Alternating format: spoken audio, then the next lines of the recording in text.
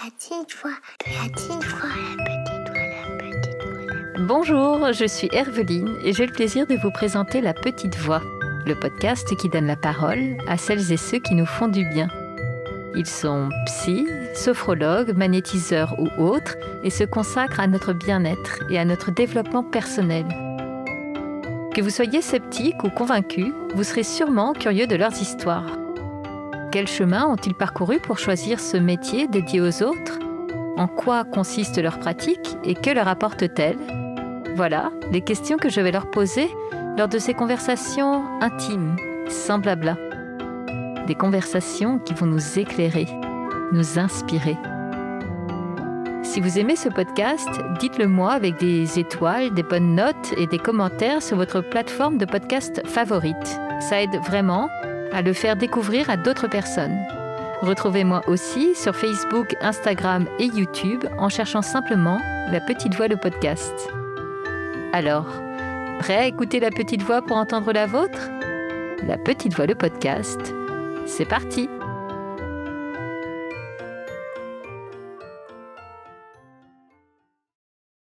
Tadam ! Voici l'épisode bilan de la saison 5 de La Petite Voix. Déjà, rien que dans ces quelques informations, je me dis saison 5. J'hallucine d'en être déjà là. Bon, eh bien, qu'est-ce que je vais vous raconter dans cet épisode vraiment freestyle ? J'ai juste quelques notes là sous les yeux. Qu'est-ce que je vais vous raconter ? Je vais vous raconter ce qui s'est passé là sur cette saison 2022-2023. Bon, il y a du bon et du très bon. Il y a des tops, mais il y a des super flops aussi. Je me suis clairement plantée sur certains trucs. Mais ce qui compte, c'est que j'ai continué à avancer et à apprendre cette année. Donc voilà, c'est de tout ça dont j'ai envie de vous parler aujourd'hui. Alors, déjà, vous serez très étonnés de m'entendre vous dire que je me suis régalée des rencontres avec mes invités. Cette année, j'ai rencontré 16 thérapeutes qui m'ont encore une fois permis, moi, d'avancer dans mon cheminement personnel. Si j'en crois vos messages, ils vous ont aidé aussi. Il y a vraiment eu, comme à chaque fois, mais des belles rencontres, certaines particulièrement marquantes pour moi, pour vous aussi. Je pense par exemple à Françoise Mazidji, cette médium de la Drôme qui est tellement touchante et que je vais avoir la chance de consulter au mois d'août. Je pense aussi à la chamane Corinne Desperreaux qui était hyper clivante, hyper cash, mais justement, j'ai apprécié ce ton différent. Je pense à Mehdi Bougataya qui a un parcours vraiment sur lequel j'ai du mal à mettre des mots. Et je suis désolée pour tous les autres invités que je ne peux pas citer, mais il n'y a pas de rencontre. À chaque fois, je vous le dis, mais c'est vrai. Il n'y a pas de rencontre dont je ressors déçue. Il n'y a pas de moment dans l'interview où je m'ennuie. Vraiment, je me régale de chaque moment passé auprès de mes invités. Et je me dis que tant que j'aurai cette vibration-là, ce flow-là, mais en fait, j'ai pas envie d'arrêter La Petite Voix. C'est pas d'actualité. En plus, le nombre de thérapies, de thérapeutes ne cesse d'augmenter. Donc, en fait, je ne m'ennuierai jamais. J'aurai toujours des personnes à vous présenter. Donc, vraiment, j'ai énormément de gratitude, moi, en fait, pour le podcast qui me permet d'assouvir ma curiosité, en fait. D'ailleurs, si cet épisode n'est pas trop long, mais c'est mal barré, à la fin, je vous dévoilerai une petite anecdote qui est en fait à la source, à l'origine de ce que je fais aujourd'hui. Par rapport à mes invités, d'ailleurs, peut-être vous rappelez-vous, mais à la rentrée, j'ai décidé de me mettre un espèce en fait de garde-fou sur le choix des invités. Parce que, et ça vraiment, je ne le répéterai jamais assez, moi j'ai beau être passionnée des thérapies alternatives et des thérapeutes qui les pratiquent, j'en reste pas moins, j'espère, lucide sur le fait qu'il y a aussi dans ces gens-là des personnes malveillantes. Je pense pas que ce soit la majorité, mais aussi des personnes peut-être mal formées ou pas prêtes réellement à bien accompagner. Et comme on est sur de la matière humaine, on sait à quel point le sujet peut être sensible et à quel point tomber sur le mauvais thérapeute peut nous fragiliser encore plus. Donc là-dessus, vraiment, pour moi, une de mes missions, c'est d'être très vigilante et de vous alerter aussi là-dessus. Et donc, ce garde-fou que j'ai trouvé en début d'année, c'était de dire, en fait, je n'interviewerai plus que des personnes qui m'ont été conseillées au bouche à oreille. Et franchement, je suis très contente de ça. Je dis pas que c'est un garde-fou qui va nous garantir à 100%, la qualité, avec beaucoup de guillemets, de la personne que j'interviewe, mais moi, ça me permet de faire un premier tri.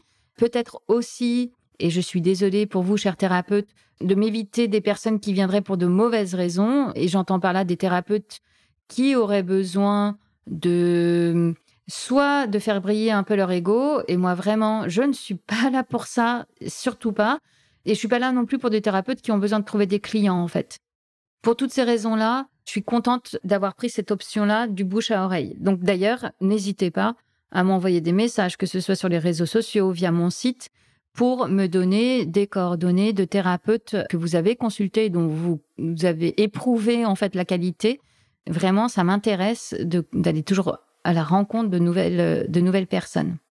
Un des gros enjeux que j'avais cette année aussi avec cette saison 5 de La Petite Voix, c'était d'être capable de vous proposer plus que du podcast. Alors, j'avais déjà commencé à le faire puisque pendant 1 an et demi, je vous ai proposé chaque mois des ateliers avec mes invités. Mais là, il fallait vraiment passer la marche supérieure et ça a été le cas avec le programme À l'écoute de ma petite voix. Et alors là, ça a été encore vraiment un très gros cap à passer, puisque dans le cadre de ce programme, l'idée, c'est qu'on a accompagné cette année 2 groupes au total 22 personnes, 22 très belles personnes qu'on a accompagnées dans des moments de transition de vie. Je dis « on » parce que j'ai été extrêmement bien entourée, en l'occurrence de ma grande amie Virginie Mathieu, qui est coach et qui a co-créé le programme avec moi. Mais on était également avec Jean-Pierre Neveu, cet astrologue dont je vous parle souvent et que j'adore. On avait également Jean-François Claus, qui est maître Reiki, qui est quelqu'un que j'aime beaucoup. Et également Alexia Terwatin, qui est sophrologue et praticienne en hypnose-sagesse à Nantes et dont j'adore la douceur. Et je ne suis pas la seule, les participants qu'on a accompagnés nous l'ont dit également. Merci à ces 4 thérapeutes. Vraiment, quel bonheur de pouvoir co-construire et co-créer ce programme avec vous. Merci pour votre confiance de chaque instant parce que vraiment, c'est très, très chouette de vivre ça à vos côtés parce que, et je le dis souvent, vous êtes des super thérapeutes, chacun avec vos outils, mais avant tout, vous êtes chacun de vous 4 des personnes que j'aime profondément et c'est cette couleur-là aussi que je voulais amener dans le programme. Évidemment, merci à vous, les 22 participantes et participants. Quel chemin vous avez fait. Merci déjà pour votre confiance. Merci d'avoir embarqué avec nous pour cette croisière de 12 semaines pendant lesquelles on est venu un peu vous chercher, comme pendant lesquelles c'est venu un peu gratter, mais aussi pendant lesquelles on a vu de si belles... j'allais dire transformation, mais oui, le mot paraît fort, mais en même temps, je crois vraiment que c'est ce à quoi on a assisté chez certains et certaines d'entre vous, des transformations, des déclics, des prises de conscience. C'est tellement beau à observer. Par exemple, moi, j'adore, vous le savez, dans les interviews, faire parler mes invités de ces moments de bascule et de transition de vie. Et là, à travers le programme, on est dans le moment, on est dans ce moment et on voit comment bien accompagné, on peut bien prendre le virage et ça, c'est tellement, mais tellement enthousiasmant. Donc, merci de votre confiance et de nous rendre témoins et acteurs de ça. Ça, c'est waouh. Vraiment, ça me remplit le cœur de joie et de gratitude. Et combien de fois on a pleuré, et en particulier lors des cercles de fermeture où, on termine les sessions. C'est très, très beau. Et en fait, les sessions ne sont jamais terminées. Là, il y a encore quelques minutes, on s'échangeait des messages sur les groupes WhatsApp du programme. Donc, si ça vous intéresse, je vous le dis, une 3e session sera lancée là à la rentrée. Et d'ailleurs, ça va faire partie, ça me permet d'enchaîner sur les flops, si tant est qu'on puisse appeler ça. Oui, si, c'est des flops de cette année. On a vraiment mis beaucoup d'énergie parce qu'on souhaitait lancer cette 3e session-là, fin juin. Et puis, en fait, les participants, on n'a pas réussi à avoir un groupe suffisamment important pour pouvoir le lancer. Il nous manquait quelques personnes. Les retours que vous nous en avez faits, c'est qu'en fait, c'était pas le bon timing et que l'été, en fait, c'est OK, hein, vous pouvez nous le dire, vous préférez profiter de l'apéro et de la plage plutôt que de réfléchir sur vous-même. OK, message reçu. On va en profiter pour en faire autant que vous et on en reparlera à la rentrée. Parmi les autres projets sur lesquels, je sais pas si je dirais que je me suis plantée, mais où ça n'a pas pris comme j'avais imaginé. Qu'est-ce que je peux dire? Ah oui, j'ai décidé en fin d'année dernière, en fin 2022, d'arrêter les ateliers que j'organisais chaque mois avec mes invités. C'était génial, c'était hyper intéressant, mais par contre, ça demandait trop d'énergie, trop d'investissement, et du côté de mes invités et de mon côté à moi. Et je me suis dit, cette énergie-là, ce temps que je passe à faire ça, peut-être que j'aimerais le mettre au profit d'autres projets. Et donc, l'idée était bonne. Bon, en réalité, les autres projets, c'est pas encore tout à fait amorcé. Je manque de temps. Ça, c'est vraiment mon plus gros flop tout le temps, c'est que je manque de temps. Et du coup, pour quand même prolonger un peu les échanges avec vous dans un autre mode, pour remplacer les ateliers, j'avais commencé à lancer des cercles de parole. En réalité, j'en ai fait qu'un seul. J'adore ça. C'est un exercice pareil qui est vraiment chouette, qui permet de nous connecter vraiment tout de suite au fond de l'autre. Mais pareil, problème de temps, etc. Et donc, j'ai un peu laissé tomber. Ça ne veut pas dire que ça reviendra peut-être pas un jour. Mais voilà. Donc, finalement, mon plus grand flop, c'est peut-être ma frustration à pas réussir à en faire autant que j'aimerais. Mais vous le savez, j'ai une activité à côté de la petite voix. Je travaille en freelance dans le marketing digital, donc rien à voir avec ce dont on parle ici. Et j'ai besoin, en fait, de mes clients et de cette activité, notamment pour pouvoir investir sur la petite voix et y passer du temps. Donc voilà, l'équilibre, je continue à le chercher. Pour l'instant, je ne l'ai pas trouvé, mais je désespère pas. Un jour, le but du jeu, c'est aussi de vous proposer plus de choses, notamment à la rentrée, pour pouvoir passer plus de temps sur la petite voix et peut-être un petit peu moins sur mes clients. Je sais pas. Je vais voir comment tout ça va avancer. La petite voix aujourd'hui, évidemment, vous m'entendez, donc voilà, c'est moi qui l'incarne, etc. Mais en fait, contrairement aux apparences, je ne suis pas toute seule et je suis loin d'être seule. J'ai comme créé une petite équipe là qui m'entoure et puis c'est vraiment chouette de travailler avec d'autres freelances. En fait, moi, j'aime vraiment beaucoup mon indépendance, ma liberté, mon autonomie. J'ai besoin de travailler comme ça. Mais cette année, j'ai réalisé à quel point aussi m'entourer et bien m'entourer, pouvoir sous-traiter certaines parties de la petite voix, ça me permet d'interagir avec d'autres personnes. Ça m'apporte de nouvelles idées, une nouvelle façon de voir les choses et j'adore ça. Donc, je vais les citer. Merci à toi, John. John, toi, tu m'accompagnes depuis hyper longtemps. John, en fait, c'est un ami de Nouvelle-Zélande. C'est vous dire à quel point nos épisodes voyagent. John travaille sur le son des épisodes, il les mixe, il les monte et vraiment, il fait un super boulot qui permettent de faire un rendu pro. Donc, merci à toi, John. Je travaille aussi avec Julien. Julien, il m'a accompagné l'an dernier pour créer mon site internet, lapetitevoix.co. Et puis, il continue à être à mes côtés pour les mises à jour, quand on lance des programmes, etc. Donc, merci beaucoup à toi, Julien. Julien, en plus, que j'ai eu la chance d'apprendre à connaître parce qu'il a participé au programme. Et donc, voilà, tout d'un coup, les liens se tissent de plus en plus forts. Merci aussi à toi, Perrine. Perrine, c'est une super assistante virtuelle et vraiment, elle m'aide, elle me dépatouille, notamment sur la programmation des posts que j'envoie chaque semaine sur les réseaux sociaux. Et puis, je veux remercier aussi Amélie. C'est une collaboration beaucoup plus récente. Amélie, elle m'a aidée là au mois de juin sur la promotion de la session 3 du programme. Et elle a fait un taf de fou en community management. Franchement, Amélie, tu as pris le train en marche. On était dans le speed et avec peu de temps pour te briefer. Et bravo. J'espère vraiment qu'on aura l'occasion de retravailler ensemble parce que c'était une chouette collaboration. Alors certes, on n'a pas pu lancer le groupe, mais ça n'a rien à voir avec ton boulot et ton énergie et ton enthousiasme sur cette mission pour laquelle on a bossé ensemble. Et la dernière personne que je souhaite saluer, et pareil, qui est entrée dans ma vie là tout récemment, il s'agit de Jérôme. Salut Jérôme. Jérôme est coach et il m'accompagne justement pour m'aider à me dépatouiller dans qu'est-ce que j'ai envie de proposer en plus dans la petite voix, quelles offres supplémentaires je pourrais ajouter et comment je fais pour avoir plus de temps pour moi, peut-être travailler autrement pour mes clients. Bref, toutes ces questions d'organisation, etc. d'offres. Eh bien, merci à toi, Jérôme. Ça fait pareil, peu de temps qu'on bosse ensemble, mais je vois à quel point nos échanges et nos jus de cerveau m'ont déjà permis d'éclaircir et de percevoir 2, 3 choses. Donc, merci à vous. Quelle chance aussi j'ai de pouvoir avancer avec vous. Dans les gens qui m'accompagnent, il y a aussi une nouvelle équipe. J'ai rejoint un nouveau label là au mois de mai, un label qui s'appelle l'Acmé Productions. Pour ceux qui ont des enfants, vous les connaîtrez certainement parce qu'ils produisent le podcast Oli de France Inter, qui est un super chouette podcast. Je vous le conseille avec les petits. Et donc, merci à vous, merci à toi Arthur, merci à toi Pierre, merci à toi Laura, merci à toi Léonard. Pareil, nos échanges sont relativement récents, mais je les trouve hyper stimulants. J'ai l'impression que vous m'aidez à passer aussi un cap un peu de professionnalisme et tout ça. Donc, merci du fond du cœur. Tout ça est très récent, mais pour moi, très prometteur et j'ai hâte de voir où tout ça va nous mener.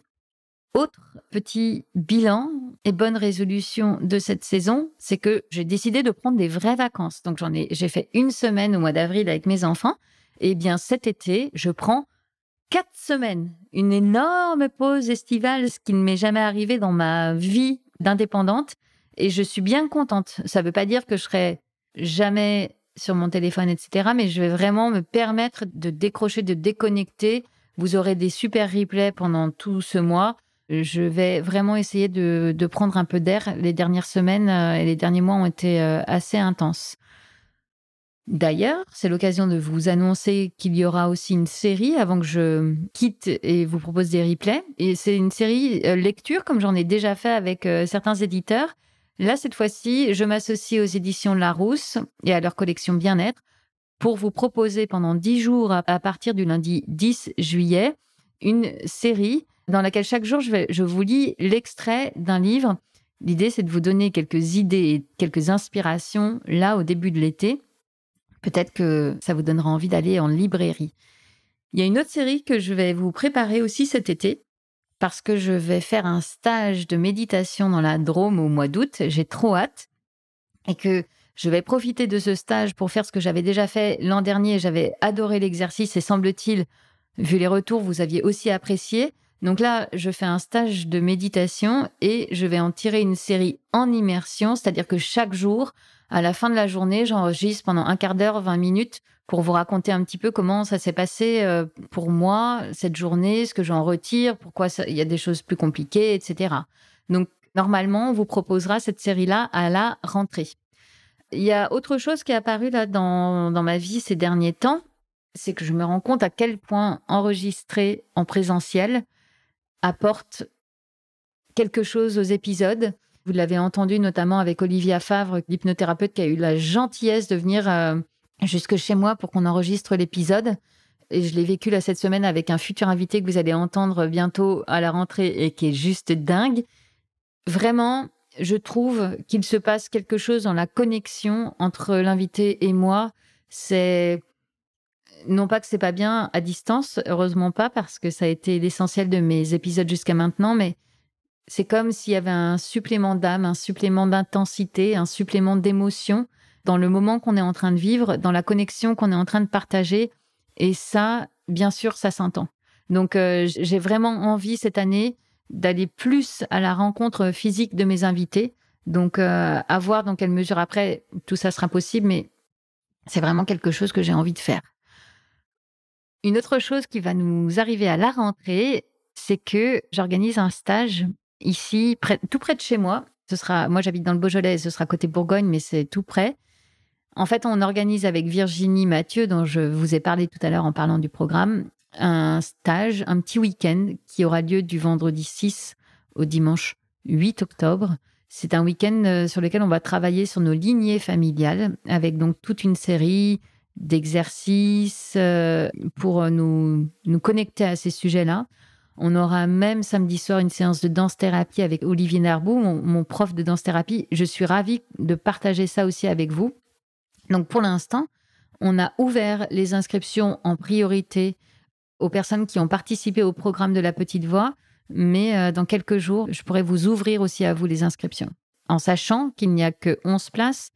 Donc, il ne faudra pas tarder à en profiter. La dernière chose que je voulais vous dire, c'est que je continue à me poser des questions sur bah oui, comme vous l'avez entendu, sur quel type d'offre je pourrais vous proposer en plus de la petite voix. Et peut-être des choses un peu plus light que le programme qui est quelque chose de vraiment chouette, mais qui est très engageant. Peut-être qu'il y a des petits programmes, des petites formations en ligne que je pourrais vous proposer.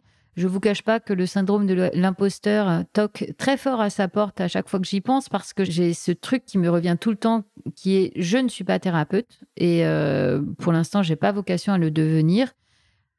Donc, qu'est-ce qui fait que je puisse me sentir légitime à vous proposer telle ou telle chose par rapport à un thérapeute? Voilà, j'ai pas envie d'aller sur ce terrain-là, des thérapeutes qui le font déjà très bien et qui sont tellement nombreux à proposer des choses. Donc, où est ma singularité?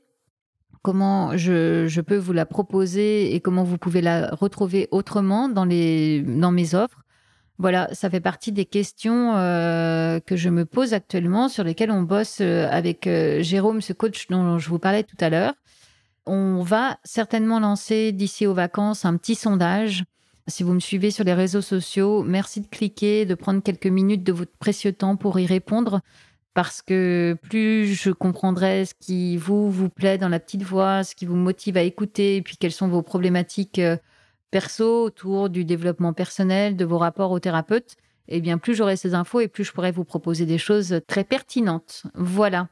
Est-ce que c'est terminé? Alors oui, en tout cas, mon bilan de la saison 5 est terminé. Ce que j'avais à vous dire en termes de perspective pour la saison 6 aussi. Mais j'ai envie de terminer par une anecdote qui m'est arrivée lorsque j'étais adolescente. En fait, c'est un truc de dingue et je ne sais même pas pourquoi je vous en ai jamais parlé parce que tout ce que je fais aujourd'hui est dans cette petite aventure que j'ai vécue à l'âge de 16 ans. Et pourquoi je vous en parle aujourd'hui et pourquoi je vous en ai pas parlé avant? Déjà, pour un truc con, je pense que je l'avais un peu, pas oublié, mais en tout cas, ça ne revenait plus à la surface de mes souvenirs. Mais c'est revenu il y a quelque temps quand justement je parlais avec mon coach Jérôme. Et là, en lui racontant cette histoire, je me suis dit, mais c'est tellement dingue et c'est tellement la source de ce que je fais aujourd'hui. Et ben voilà, du coup, je veux vous le partager aujourd'hui. Donc, cette petite anecdote, elle m'est arrivée en mon année de terminale. J'avais 17 ans. Et je faisais partie du journal de mon lycée, dans un lycée très bien, très chic à Nantes. Et un jour, dans le cadre de ce journal, j'entends parler du passage à Nantes de 2 personnes qui étaient des stars, en fait, à l'époque, pour l'ado que j'étais, en l'occurrence, Doc Eddie Fool. Je suis sûre que si vous aussi, vous êtes de la fin des années 70, début des années 80 comme moi, ça vous fait sourire. Doc Eddie Fool, c'était un phénomène à l'époque. C'était des animateurs sur Fun Radio qui, chaque soir, faisaient de la libre antenne. Et moi, j'ai passé des heures à les écouter. Et ça a vraiment formaté la jeune femme que je suis devenue. C'était la première fois que j'entendais parler de santé mentale. Alors, pas que, ça pouvait être aussi grivois et tout ça, mais j'étais tellement touchée d'entendre des témoignages de jeunes, d'adolescents qui, pour certains, partageaient des problèmes de vie hyper lourds. Et les réponses du doc, qui était donc un psy à l'époque pour accompagner... Enfin, d'ailleurs, non, il n'était pas psy, il était pédiatre. Mais bon, enfin, c'était très porté psy. C'était très touchant. Et donc, du haut de mes 17 ans, là, j'entends dire qu'ils viennent à Nantes faire une série de dédicaces parce qu'à l'époque, ils étaient hyper engagés aussi dans la lutte contre le sida. C'était à l'époque où on parlait beaucoup des capotes et tout ça, voilà. Et je me dis, mais bien sûr, il faut que j'aille les interviewer. Imaginez la gamine de 17 ans, sortie de sa campagne nantaise, n'ayant évidemment jamais fait d'interview. Mais je sais pas, ce truc me tombe dessus et je me dis, il faut que je les interviewe. Et à l'époque, du coup, j'essaye de les joindre par le standard de Fun Radio. Je me rappelle que ma sœur aînée essaye de m'aider, me dit, essaye de faire des fausses lignes directes, peut-être que tu pourras y arriver, etc. Et je me plante lamentablement, je n'arrive pas à les joindre avant de leur venir à Nantes. Et ça, vraiment, ça me frustre et je me dis, mais si, je sais, je sens, il faut que je les interviewe.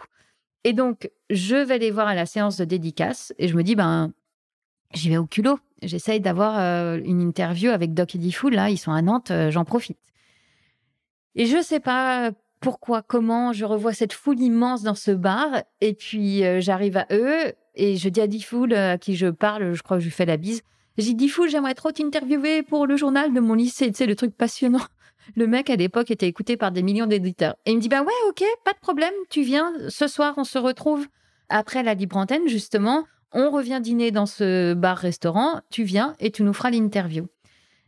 Et donc, me voilà du haut de mes 17 ans, ce soir-là, en semaine. En plus, c'était hyper exceptionnel, cette sortie à 22h30 ou 23h, je ne sais plus.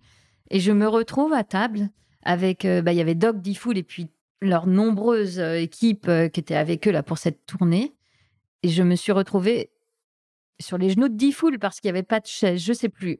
Pourquoi je me suis retrouvée sur ses genoux, je ne sais pas. Mais toujours est-il que je me suis retrouvée à les interviewer et ça a été une expérience géniale. Et quand je vois ce que je fais aujourd'hui, quand je vois ce qui me fait vibrer dans mon boulot aujourd'hui et dans ce que je fais avec la petite voix, je me dis qu'en fait, tout était déjà là. Parce que ce rôle d'interview, j'adore.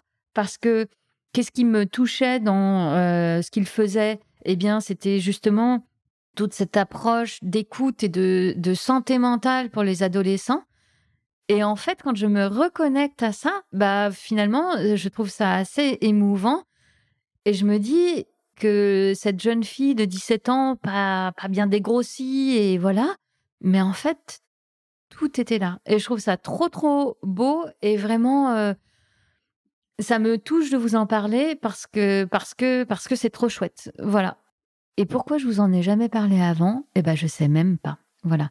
Donc, pardon, ça a fait durer cet épisode bien plus longtemps que ça n'aurait dû, mais j'avais très envie de vous raconter cette petite anecdote, comme quoi notre petite voix, elle est souvent pas très très loin de nous, surtout dans nos jeunes années. Et finalement, cette jeune fille que j'étais à 17 ans, peut-être qu'elle serait hyper contente de savoir ce que je fais aujourd'hui. En tout cas, c'est ce que j'ai envie de croire. Voilà. Je vous laisse sur cette note nostalgique. Je vous embrasse. Je vous souhaite vraiment de passer un très très bel été. Prenez bien soin de vous et on se retrouve en forme et avec plein de projets à la rentrée. Bye. La Petite Voix, le podcast, c'est fini pour aujourd'hui. Si cet épisode vous a plu, s'il vous a inspiré, alors dites-le moi avec des étoiles, des bonnes notes et des commentaires sur votre plateforme de podcast favorite. Ça aide vraiment à faire découvrir La Petite Voix à d'autres personnes. Retrouvez-moi aussi sur Facebook, Instagram et YouTube en cherchant simplement La Petite Voix, le podcast. D'ailleurs, c'est sur ces pages que je vous raconte les coulisses de ma rencontre du jour et que vous trouverez toutes les références de l'épisode. Une dernière chose qui me tient vraiment à cœur, je serais ravie d'échanger avec vous sur vos impressions, de recevoir vos questions et vos suggestions sur les invités que vous aimeriez entendre. Alors, n'hésitez pas à m'écrire. Merci beaucoup et à bientôt sur La Petite Voix.